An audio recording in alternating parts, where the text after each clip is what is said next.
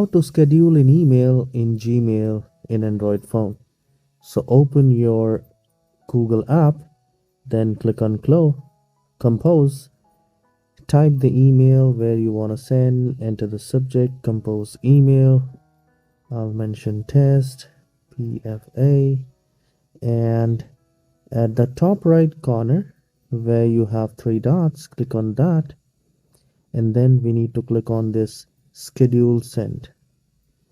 Now it says tomorrow morning, tomorrow afternoon, Monday morning, or you can simply select to schedule your email, pick date and time. So if you want to send to a specific date, you can select that and also the time.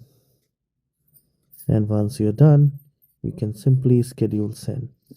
So this is how you can schedule an email. Please subscribe for more tutorials like this. Have a wonderful day.